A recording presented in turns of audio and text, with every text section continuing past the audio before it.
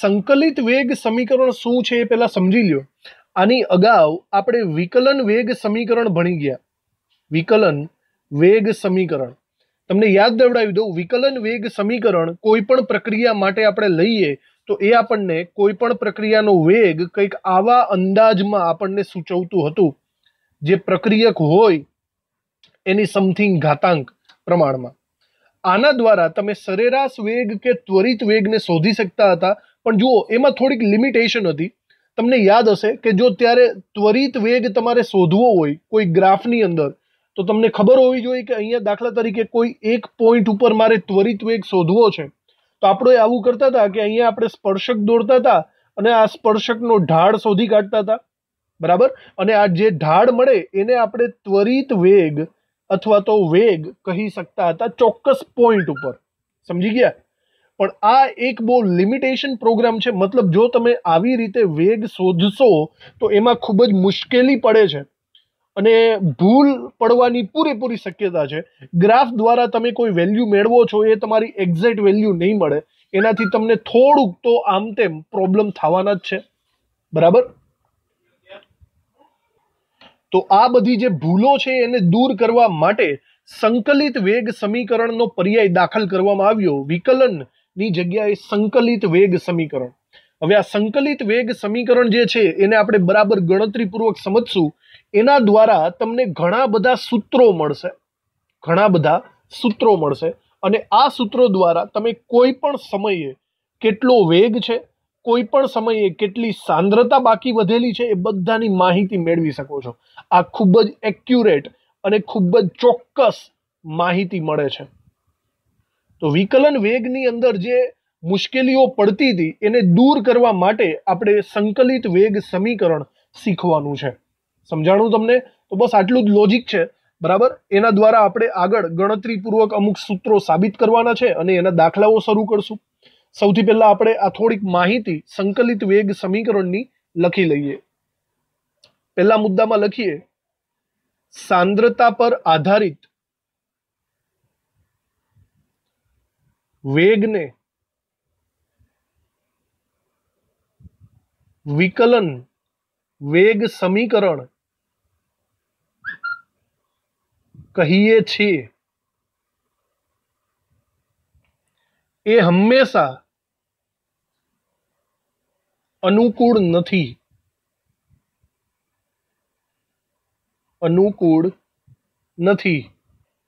કે ત્વરિત વેગ નક્કી કરી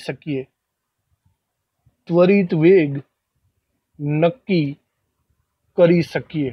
કહેવાનો મતલબ ત્વરિત વેગ નક્કી કરવું એ હંમેશા અનુકૂળ આપણા માટે નહીં રહે, મુશ્કેલી ભર્યું રહેશે। કારણ કે આલેખમાં કોઈ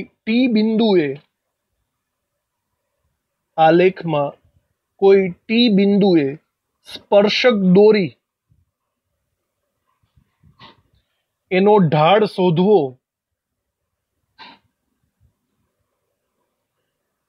એ મુશ્કેલી ભર્યું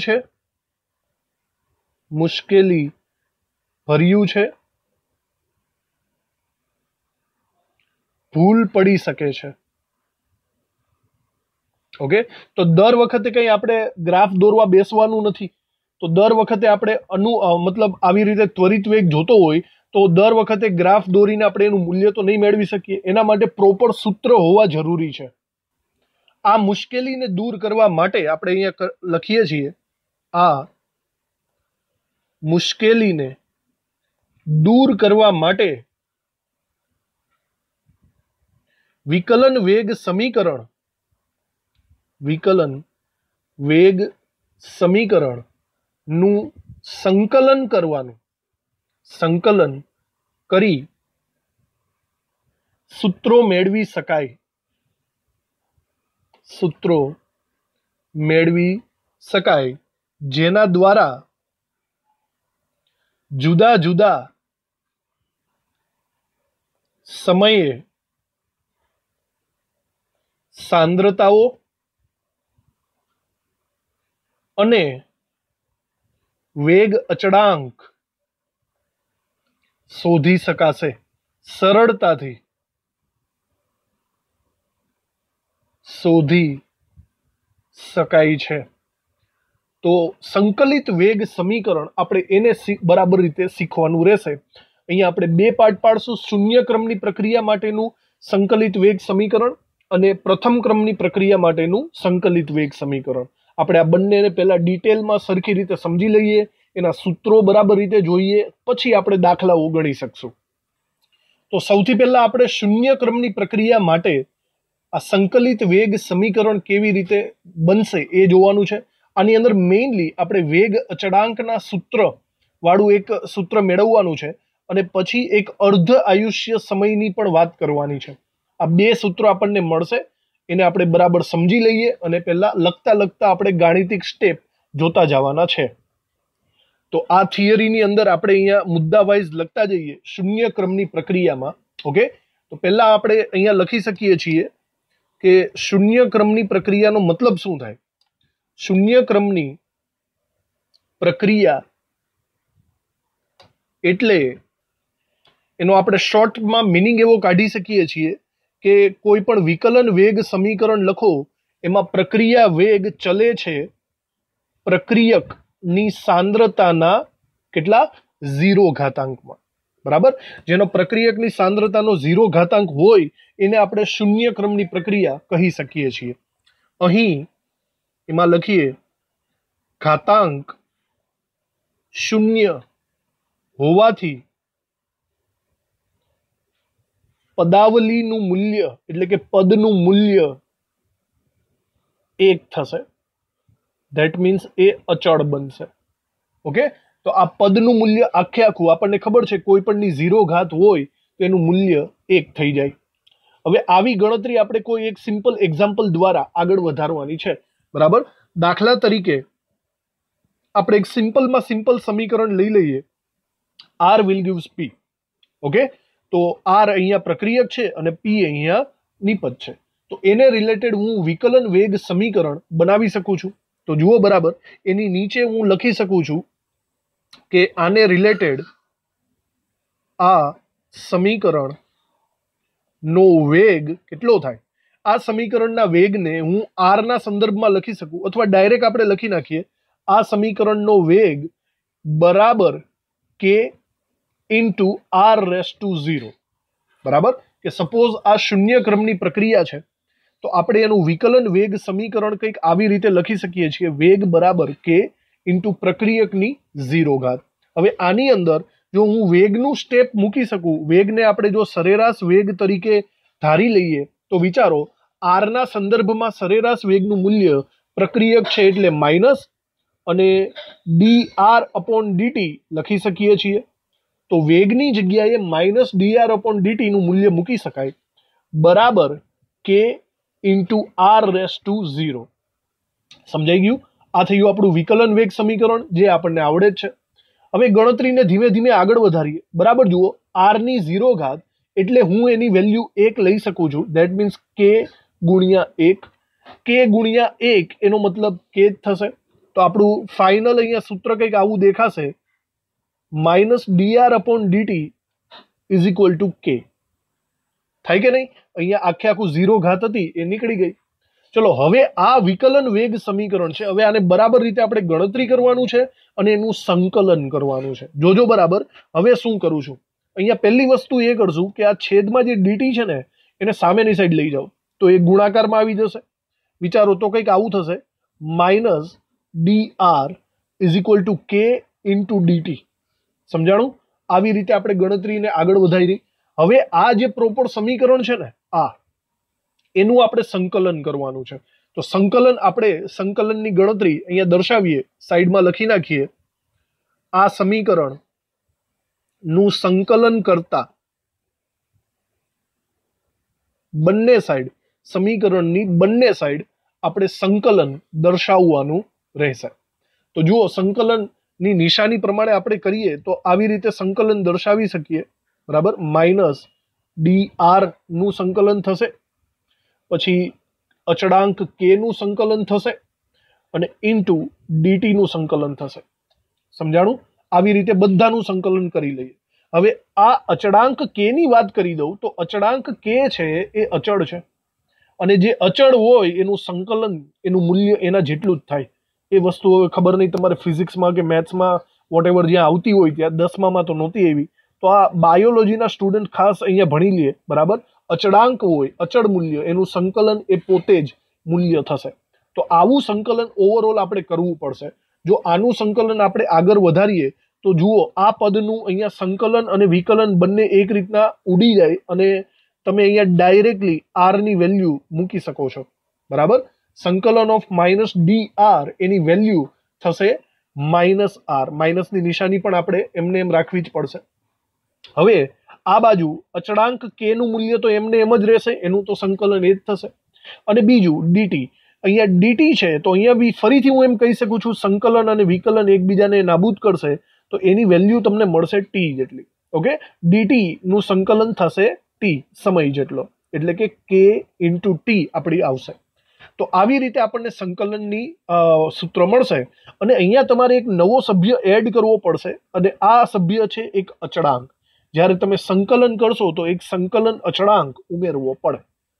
તો ચલો ઓવરઓલ આપણે એમ કહી શકીએ છીએ કે ઉપરના સમીકરણનું સંકલન કરો ને તો તમને આ વસ્તુ મળે છે, minus R is equal to KT plus C. હવે જો આ માઇનસની નિશાનીને એક કામ કરીએ, આપણે સામેની સાઈડ મોકલી દઈએ, બરાબર. જો માઇનસની નિશાનીને આપણે સામેની સાઈડ ઇન્ડિકેટ કરીએ તો માઇનસ કેટી તરીકે દર્શાવી શકાય, અને અચળાંક એને એમને એમ જ રાખવાનો છે તમારે. તો બસ માઇનસની નિશાની આરની જગ્યાએ આપણે કેટી ઉપર દર્શાવીએ છીએ. ઓકે, અહીંયા સાઈડમાં આપણે લખી નાખીએ કે જ્યાં સી ઇઝ ઇક્વલ ટુ શું છે, સંકલન અચળાંક થશે. આપણે એકચ્યુઅલી આ સમીકરણને કંઈક નામ પણ આપી દઈએ તો વધારે સારું. આ જે સમીકરણ મળ્યું છે આપણે એને સમીકરણ નંબર 1 એવું લખીએ, જેનો આગળ આપણે યુઝ કરવાનો થશે. ઓકે, ચલો અહીંયા સુધીની ગણતરી થઈ. હવે આપણે આગળ જોજો, સ્ટેપ બાય સ્ટેપ આગળ જોઈએ. આ સંકલન વેગ સમીકરણ તમને મળી તો ગયું. હવે આની અંદર આપણે સૂત્ર બનાવવાનું છે. તો એ સૂત્ર બનાવવા માટે આપણે શું કરશું, આપણે એક કામ કરી શકીએ, અહીંયા જે સંકલન અચળાંક સી છે ને એની વેલ્યુ શોધી કાઢીએ. સંકલન અચળાંક સી નું મૂલ્ય એ શરૂઆત નહીં તબક્કામાં મેળવી શકાય. અહીંયા હું નીચે લખું છું, સંકલન અચળાંક એટલે કે સી નું મૂલ્ય શરૂઆતના સમયમાં, એટલે કે પ્રક્રિયાની શરૂઆતમાં, એવું લખીએ,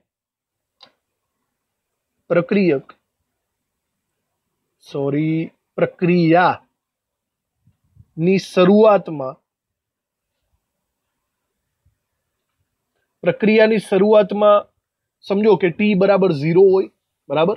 ટી બરાબર 0 અને પ્રક્રિયાની શરૂઆતમાં પ્રક્રિયકની સાંદ્રતા જે હોય એને આપણે સપોઝ R0 નામ આપી દઈએ. આપણને ખબર છે પ્રક્રિયકની સાંદ્રતા 100% જ હોય શરૂઆતમાં. તો આ બે ચેન્જીસ પ્રક્રિયાની શરૂઆતમાં મૂકી શકાય, એક તો સમય 0 મૂકીને અને R ની જગ્યાએ R0 મૂકીને. તો સંકલન અચળાંક સી નું મૂલ્ય પ્રક્રિયાની શરૂઆતમાં આપણે આવું મૂકીને, આ મૂલ્યો મૂકીને મેળવી શકાય. તો આ જે મૂલ્યો છે એ સમીકરણ 1 માં મૂકવાના છે. આપણું જે સમીકરણ છે એની અંદર ટી ની જગ્યાએ 0 મૂકી દો અને આર ની જગ્યાએ R0 મૂકી દો, બરાબર. તો આપણને નવું સૂત્ર મળશે. વિચારો નવું સૂત્ર કેવું મળશે. આર ની જગ્યાએ સૌથી પહેલા R0 મૂકું તો મને મળશે આવી રીતે, R0 is equal to minus KT. ચલો માઇનસ કેટી એટલે અહીંયા જો તમે સમય 0 લઈ લો તો 0 ગુણ્યા કે, ચલો એ તો 0 થઈ જવાનો, પ્લસ સી. સમજાણું? આવી રીતે તમે લખી શકો છો, અથવા તો આવી રીતે લખો કે બાજુમાં ટી ની જગ્યાએ 0 ઇઝ ઇક્વલ ટુ સી. આવું કરશો તો ઇન શોર્ટ આ તો નીકળી ગયો. તો ડાયરેક્ટલી આપણે કહી શકીએ છીએ કે she is equal two R0 આપણને મળે છે. માટે R0 is equal two C મળશે. આ વેલ્યુ સી ની વેલ્યુ આપણને મળી ગઈ, બરાબર. હવે આ જ વેલ્યુ છે એને આપણે ફરીથી સમીકરણમાં મૂકી દઈએ. સી ની આ વેલ્યુ, આ મૂલ્યને સમીકરણ 1 માં મૂકતા. વિચારો, સમીકરણ 1 આપણે જે હમણાં વાત થઈ, તો અહીંયા સી ની જગ્યાએ તમારે જસ્ટ R0 મૂકવાનો છે, તો આપણને એક નવું સૂત્ર મળી જશે. તો આપણું જે સૂત્ર હતું સમીકરણ 1, ફરીથી જુઓ, R is equal to minus KT plus C. R is equal to minus KT plus C. આમાં સી ની જગ્યાએ તમારે કિંમત મૂકવાની છે R0, બરાબર. તો માઇનસ KT પ્લસ R0 આપણે મૂકી શકીએ છીએ, અને R0 નો મતલબ થયો શરૂઆતની સાંદ્રતા, પ્રક્રિયકની શરૂઆતની સાંદ્રતા. અહીંયા લખવું હોય તો આપણે લખી પણ નાખીએ કે જ્યાં R0 બરાબર પ્રક્રિયકની શરૂઆતની સાંદ્રતા, 0 લખ્યું છે ને, T બરાબર 0 સમયની સાંદ્રતા, એવું આપણે સમજી શકીએ છીએ. તો હવે જે આપણે મોડિફાઈડ કરેલું આ જે બીજું સૂત્ર મળ્યું છે, આપણે એને નામ આપી દઈએ સમીકરણ નંબર 2. ઓકે, સમીકરણ 1 હતું સંકલન વેગ સમીકરણ, અને એમાં સી ની વેલ્યુ મૂકીને આપણે સમીકરણ 2 મેળવી લીધું. ચલો, આપણું અહીંયા સંકલન વેગ સમીકરણ મળી ગયું. હવે આપણે આના ઉપરથી આલેખ દોરવાનો છે. યાદ કરો, આલેખ y is equal two mx plus C, યાદ આવે છે? સીધી રેખાનું સમીકરણ, સીધી રેખાનો આલેખ આપણે દોરી શકીએ. આની અંદર જે m છે એને આપણે ઢાળ કહીએ છીએ, અને જે સી છે એને આપણે આંતરછેદ કહીએ છીએ. આવું આપણે આગળ ભણી ચૂક્યા છીએ. આ મેથડને તમારે સમીકરણ 2 સાથે સરખાવવાની છે, બરાબર. જોજો, તો આપણે આલેખ કંઈક દોરી શકશું. આપણે અહીંયા લખીએ સમીકરણ 2 નો આલેખ y is equal two mx plus C પ્રમાણે દોરતા આપણે હવે એનો આલેખ દોરશું. તો જુઓ, સૌથી પહેલા તો હું સમીકરણ પાછું એ જ લખી નાખું છું. સમીકરણ 2 R is equal to minus KT plus R0 આવી રીતે થશે. જો હું આની સરખામણી y is equal two mx plus C સાથે કરું, એટલે મતલબ આને y કહી દઈએ, is equal two mx plus C. આવી રીતે જો સરખામણી આપણે કરીએ તો આપણે આલેખ દોરી શકીએ છીએ. જુઓ, આલેખ આપણે દોરીએ તો આલેખ આવી રીતે કંઈક મળશે આપણને. વિચારો, x અક્ષ ઉપર અને y અક્ષ ઉપર આપણે કોને લેવા પડશે એ બરાબર જોવું છે. તો જુઓ, y અક્ષ ઉપર આપણે R એટલે કે જુદી જુદી સાંદ્રતાઓને લઈ શકીએ છીએ. ઓકે, x અક્ષ ઉપર જો x કોણ બને છે, x is equal two t બને છે, એટલે કે સમયને લઈ શકીએ છીએ આપણે.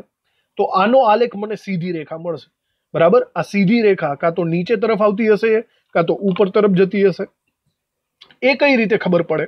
તો વિચારો, જે ઢાળ હોય ને, ઢાળ, એના મૂલ્ય ઉપરથી ખબર પડે. અહીંયા ઢાળનું મૂલ્ય માઇનસ છે કે નહીં?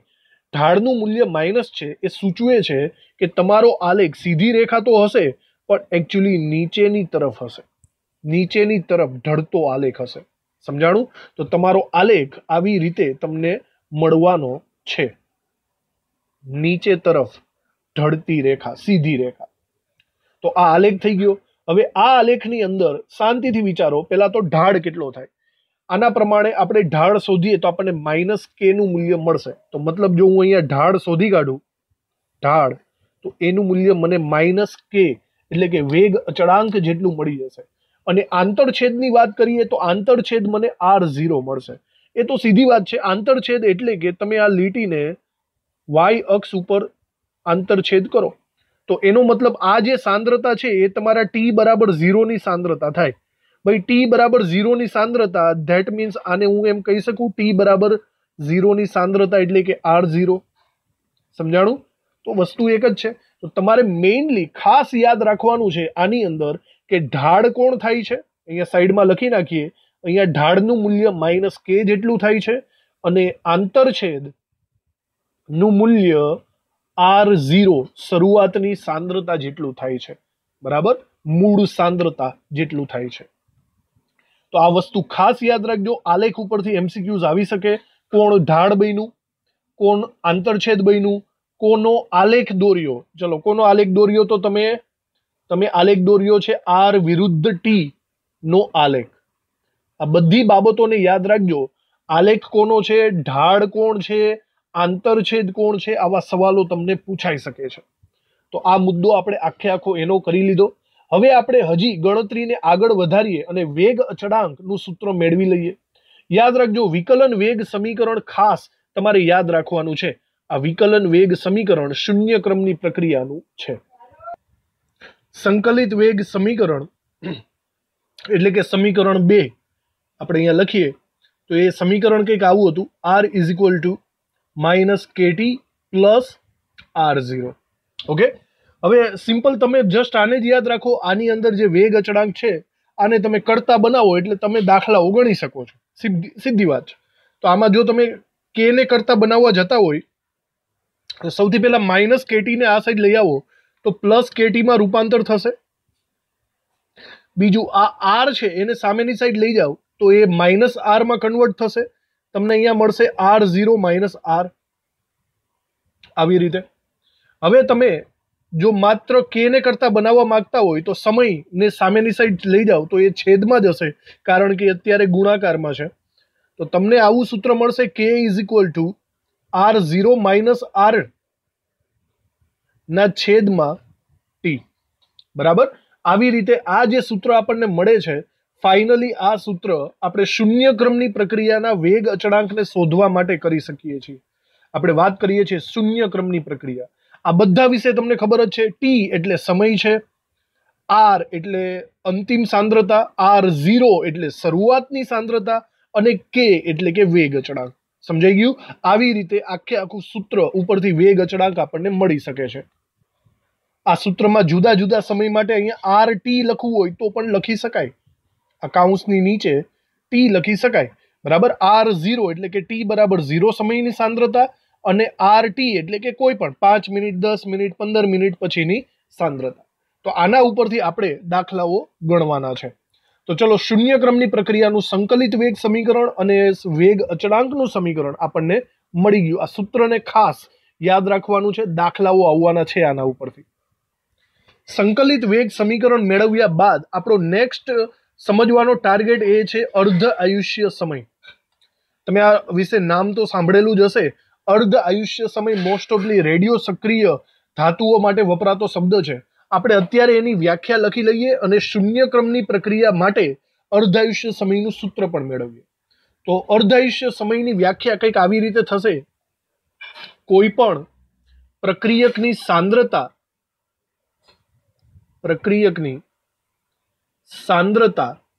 અડધી થવા માટે લાગતા સમયને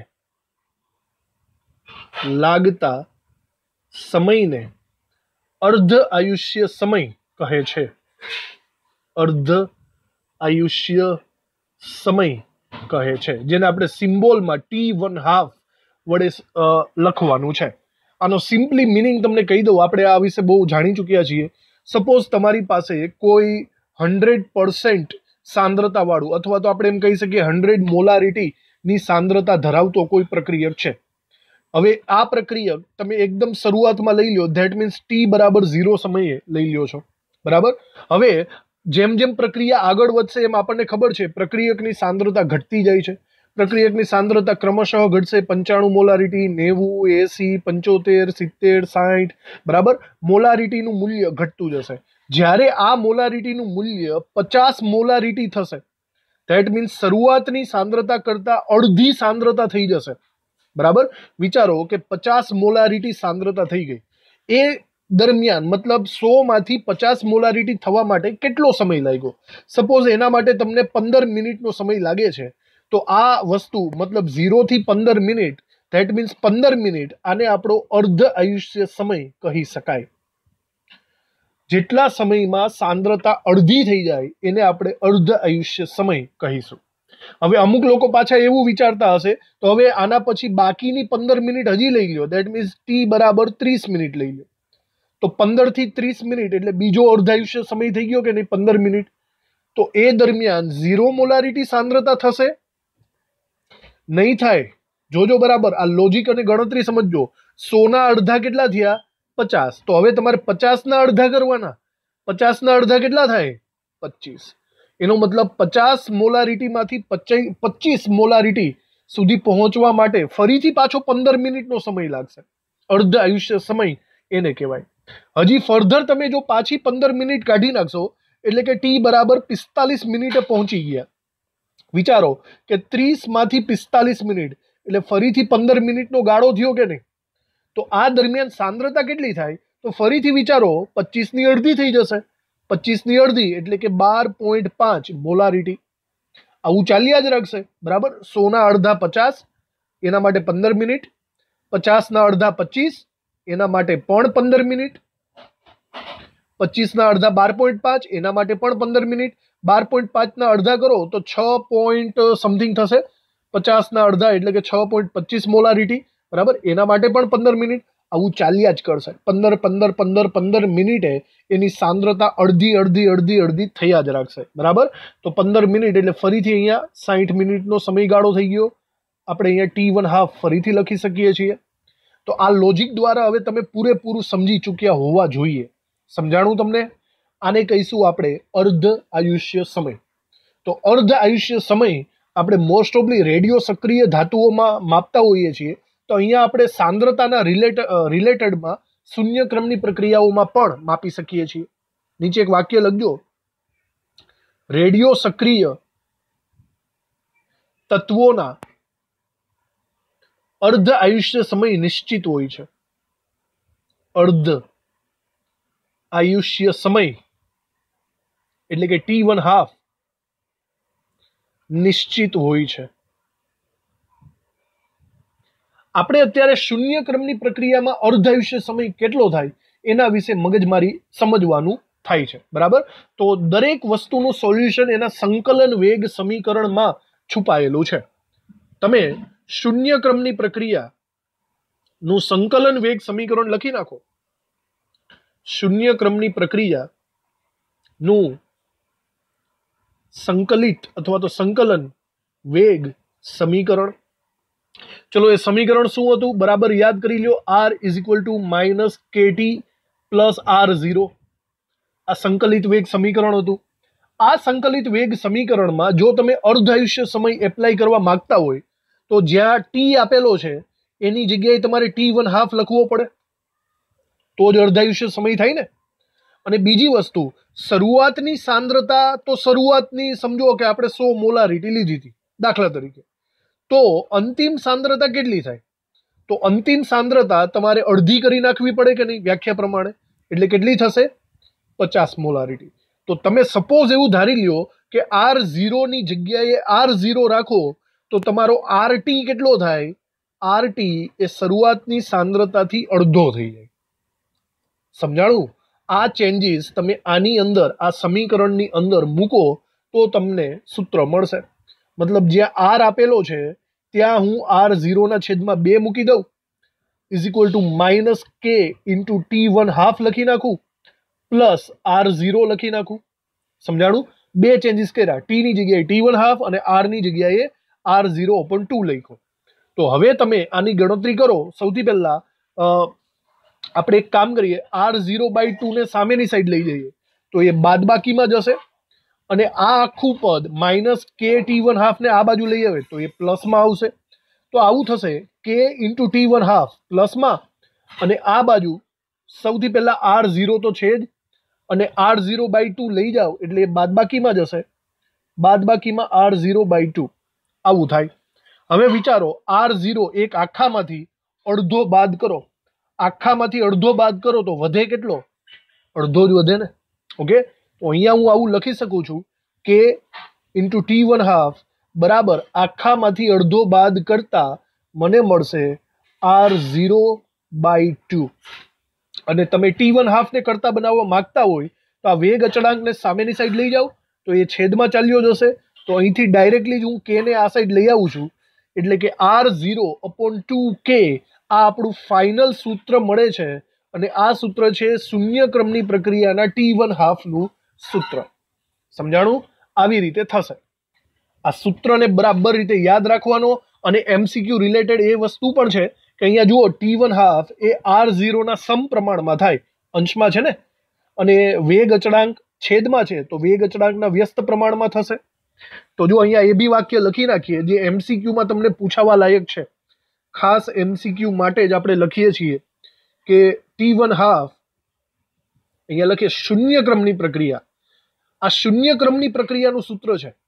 જો તમે પ્રથમ ક્રમની પ્રક્રિયાનું સૂત્ર બનાવશો તો એ આવું નહીં મળે, એ કંઈક અલગ જ મળશે.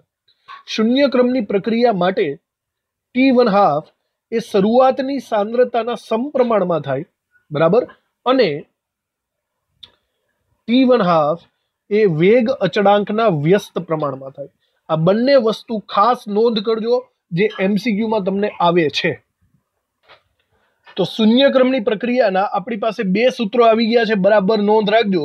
એક વેગ અચળાંકનું સૂત્ર અને એક T1 હાફનું સૂત્ર. વેગ અચળાંકનું સૂત્ર થાય છે R0 માઇનસ RT ના છેદમાં T, અને T1 હાફનું સૂત્ર થાય છે R0 upon 2K. ઓકે, આ બંને સૂત્રોને ખાસ ધ્યાનમાં રાખજો દાખલાઓ માટે. હવે આપણે આના ઉદાહરણની વાતો કરી લઈએ. શૂન્ય ક્રમની પ્રક્રિયાના એક્ઝામ્પલ વિચારી લઈએ જે એમસીક્યુમાં અલગ અલગ રીતે પૂછાતા હોય છે. ચલો એના વિશે આપણે નીચે લખવા માંડીએ. શૂન્ય ક્રમની પ્રક્રિયા નોર્મલી આપણે જોઈએ તો શૂન્ય ક્રમની પ્રક્રિયા અસામાન્ય છે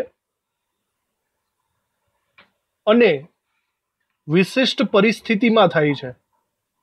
વિશિષ્ટ પરિસ્થિતિમાં થાય છે. નોર્મલી શૂન્ય ક્રમની પ્રક્રિયાઓ બહુ ઓછી જોવા મળે છે, અસામાન્ય છે, અને અમુક ચોક્કસ પરિસ્થિતિમાં જ થાય છે. અને ચોક્કસ પરિસ્થિતિ એટલે કે વિસમાંગ પ્રણાલીમાં થાય છે. વિસમાંગ પ્રણાલી યાદ કરો જરા, આપણે આ સંતુલન ચેપ્ટરમાં શબ્દ આવી ગયો. એનો મતલબ થાય એમાં પ્રક્રિયકો અને ઉદ્દીપકો બધા અલગ અલગ કલામાં હોય. અમુક વાયુમાં હોય, અમુક ઘન પદાર્થમાં હોય, અમુક પ્રવાહીમાં હોય, મિક્સચર હોય. બધા પ્રવાહીમાં કે બધા વાયુમાં હોતા નથી. એને આપણે વિસમાંગ પ્રણાલી કહીશું. એનું જે એક્ઝામ્પલ છે એને આપણે બરાબર રીતે લખવાનું છે. તો એનું એક્ઝામ્પલ આપણે લખી લઈએ. ઉદાહરણ તરીકે ઘન અધિશોષક ની સપાટી પર વાયુનું અધિશોષણ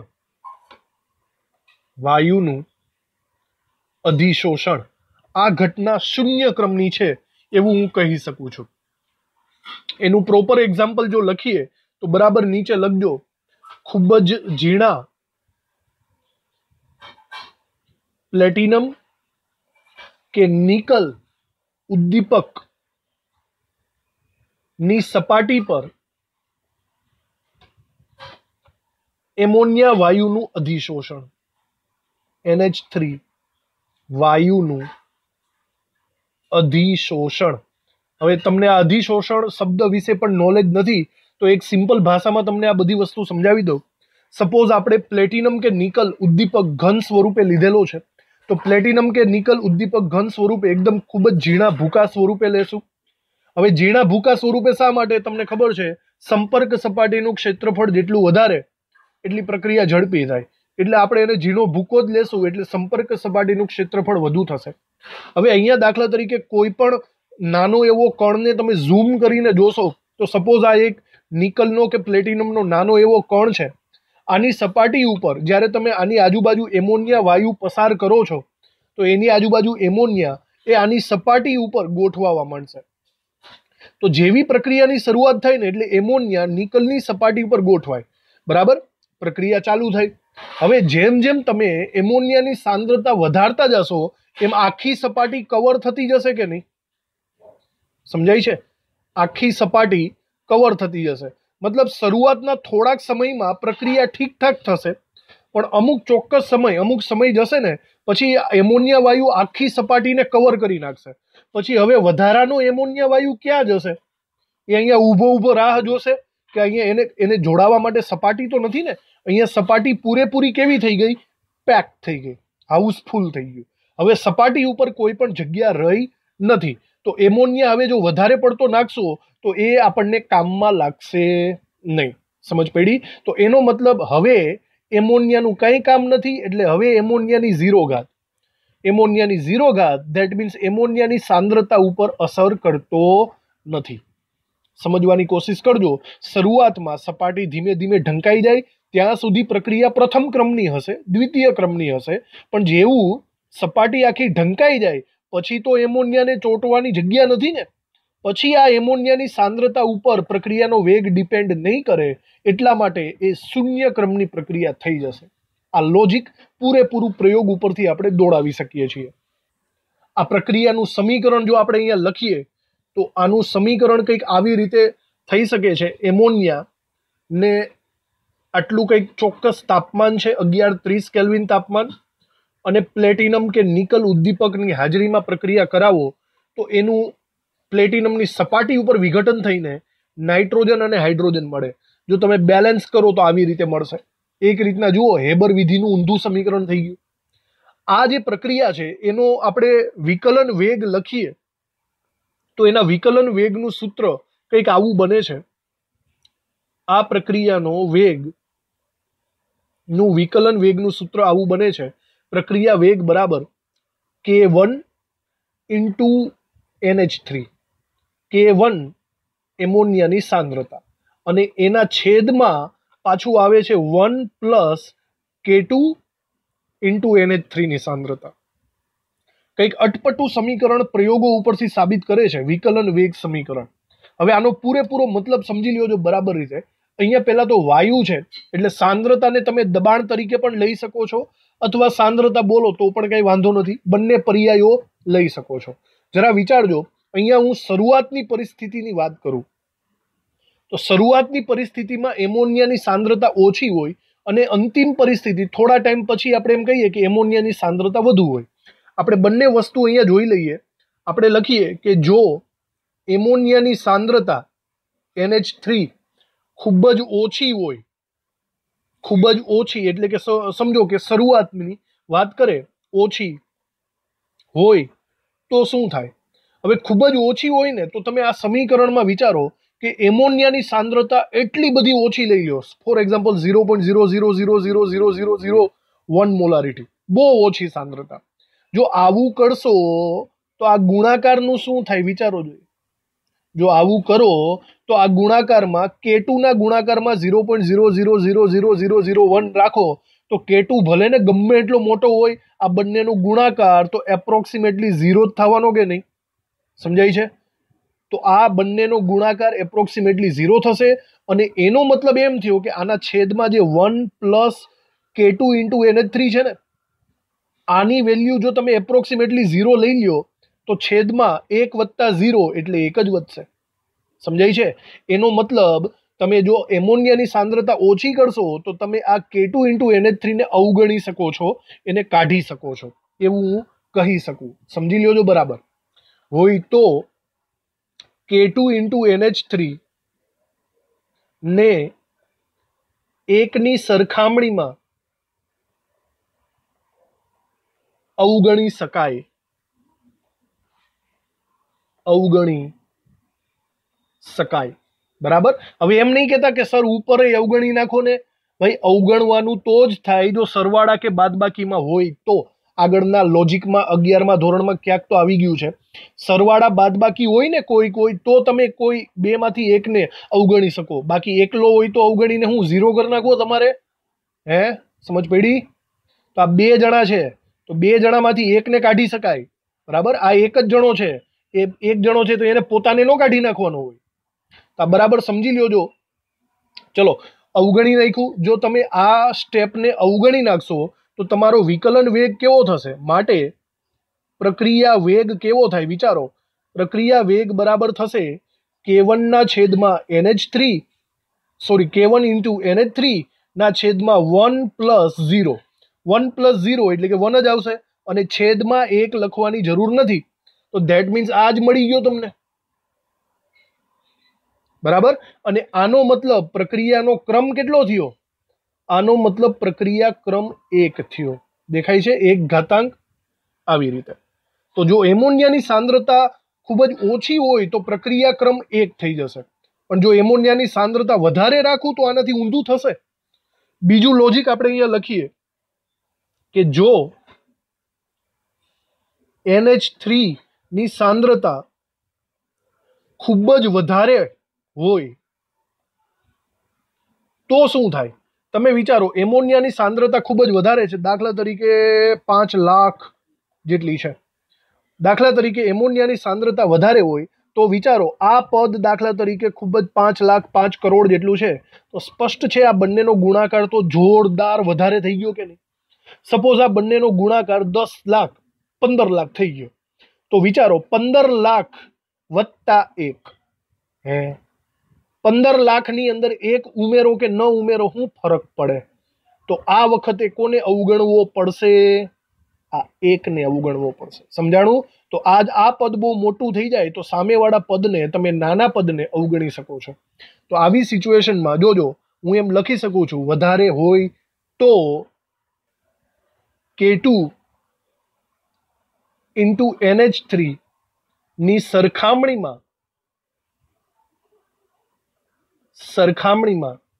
1 ને અવગણી શકાય.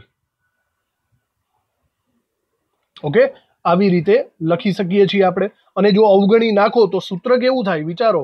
આપણે અહીંયા લખીએ, સૂત્ર કંઈક આવું થશે, પ્રક્રિયા ક્રમ બરાબર, આપણે જો નીચેના વસ્તુને, એક મિનિટ, લખીએ બરાબર, આપણો પ્રક્રિયા ક્રમ કંઈક આવો છે, K1 ઇન્ટુ NH3 ના છેદમાં 1 પ્લસ K2 ઇન્ટુ NH3. હવે જો તમે આ 1 ને અવગણી નાખશો તો તમારું કંઈક મૂલ્ય આવું થશે, K1 NH3 ના છેદમાં K2 NH3 બરાબર. તો વિચારો, તમે ઉપર નીચે એમોનિયાને ઉડાડી શકો છો કે નહીં?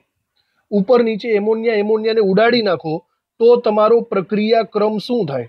તો તમારો પ્રક્રિયા ક્રમ થશે માત્ર K1 ના છેદમાં K2. સમજાણું? હવે K1 ના છેદમાં K2 એટલે આ બંને વેગ અચળાંક જ છે. અહીંયા તમને કોઈ સાંદ્રતા દેખાણી નહીં, સાંદ્રતા તમને કોઈ દેખાતી નથી. એનો મતલબ આ પ્રક્રિયા હવે કેવી થઈ ગઈ? શૂન્ય ક્રમની પ્રક્રિયા થઈ ગઈ. તો ઊંચી સાંદ્રતાએ શૂન્ય ક્રમની પ્રક્રિયા અને નીચી સાંદ્રતાએ પ્રથમ ક્રમની પ્રક્રિયા, આ એક મસ્ત પ્રક્રિયા છે જે MCQમાં તમને પૂછાય છે. આવું એક બીજું ઉદાહરણ પણ છે. હવે આપણે માત્ર ઉદાહરણનું નામ લખી નાખીએ, એને ડિસ્ક્રાઇબમાં વર્ણનમાં બહુ કરશું નહીં. બીજું ઉદાહરણ જે ટેક્સ્ટ બુકમાં આપ્યું છે એમાં લખ્યું છે કે ગોલ્ડ એટલે કે AU ની સપાટી પર HI નું ઉષ્મીય વિઘટન, HI નું વિઘટન, આ પ્રક્રિયા પણ શૂન્ય ક્રમની પ્રક્રિયા થાય છે. શૂન્ય ક્રમની પ્રક્રિયા. ઓકે, તો ચલો આજના લેક્ચરમાં આપણે શૂન્ય ક્રમની પ્રક્રિયાના મસ્ત એવા સૂત્રો જોઈ લીધા, એના એક્ઝામ્પલ્સ જોઈ લીધા, સૂત્રોને દાખલામાં યુઝ કરશું અને બાકીની બધી મેથડ યાદ રાખજો, MCQમાં આવશે. અને આજે શૂન્ય ક્રમની પ્રક્રિયાના સંકલન વેગ સમીકરણ તારવો, આ થિયરીમાં પણ બોર્ડમાં પૂછાવા